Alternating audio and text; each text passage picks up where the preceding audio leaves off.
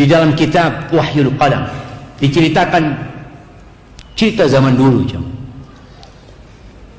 Cerita ada seorang yang namanya Abu Sayyad. Dia sempat bangkrut, sudah nggak punya apa-apa. Istrinya menangis, anaknya menangis di rumah. Dia seorang nelayan. Akhirnya dia berangkat ke seorang guru. Dia ngomong sama gurunya, aku punya masalah secara ekonomi, ini keluargaku sudah nangis-nangis. Apa oke, kata gurunya sholat 2 rakaat, minta sama Allah, kemudian berangkat ke pantai. Coba engkau lemparkan jaring jalam. Dia lemparkan jalan, subhanallah, dapat ikan besar. Dijual ke pasar. Kemudian dia belikan roti. Kalau bicara dulu jamaah, makanan itu masya Allah nikmat yang sangat besar. Dia beli roti 2, yang satu isinya madu, yang satu isinya keju. Dia bawa, dia datang ke gurunya, guruku engkau ambil salah satunya. Kata gurunya enggak. Gurunya mengatakan, kalau kita minta untuk diri kita sendiri mungkin enggak keluar, itu tadi ikan.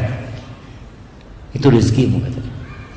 Dia bawa pulang jamaah 2 roti ini. Di tengah jalan ada seorang perempuan bersama anak mengemis. Ngelihat orang ini bawa roti, didatengin. Dia minta dengan tangisan anak perempuan ini. Kesian orang ini.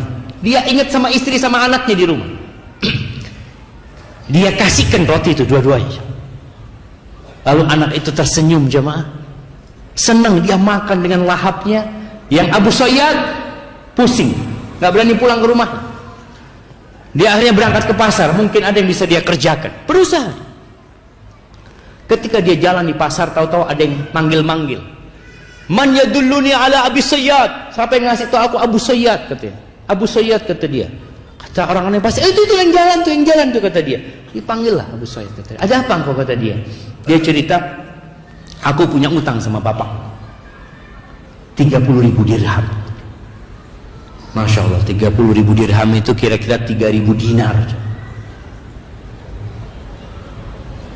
Dia bisa buat beli kambing 3.000 ekor.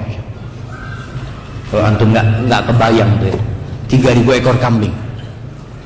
Dikasih duitnya, dia ahli waris bapaknya sudah, dia terima duit itu, masya Allah, hidupnya makmur jemaah.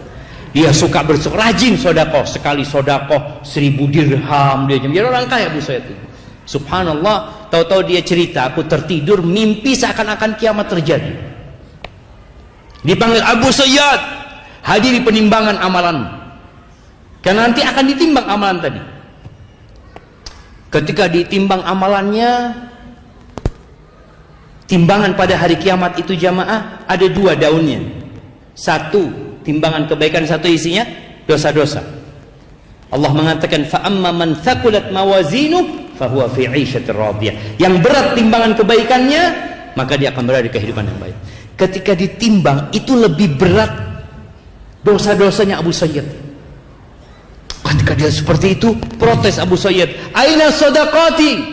Mana sedekah-sedekahku, kata dia. Kan dia orang kaya-kaya yang rajin sedekah jemaah. Oh iya, sedekahmu, datangkan sedekahnya. Datangkan 1.000 dirham, taruh di sana seperti kapas, jemaah. Ditaruh, nggak bergerak, jemaah. Datangkan 1.000 dirham. Kenapa? Di setiap dirham-dirham yang dia sedekahkan, fihi syahwatun nafas, ada syahwat nafs. Syahwat kepingin sedekah, aku kepingin sedekah, aku senang sedekah, aku suka membantu orang lain. Aina Allah? Kalau engkau sedekah hanya untuk kesenangan, bukan lillahi ta'ala. Ketika melihat itu Abu Sayyad lemas jemaah.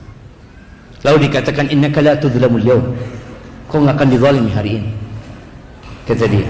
Masih ada amalanmu, kata dia. Apa lagi, kata? Ada 2 roti, kata dia. Kata Abu Sayyad, 1.000 dirham aja enggak ada. Beratnya apa artinya 2 roti itu? Ditaruh roti itu jemaah. Itu timbangan jadi sama jemaah. Dia lihat, ya Allah, kata dia. Bayangkan.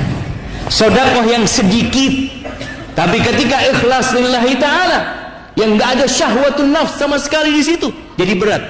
Kemudian dia mulai optimis Abu Sayyad ini. Dan ada satu lagi amalan, senyuman perempuan, anak perempuan itu ketika engkau kasih roti. Tahu jemaah, di antara amalan yang paling dicintai Allah, sururun tudkhiluhu ila muslim.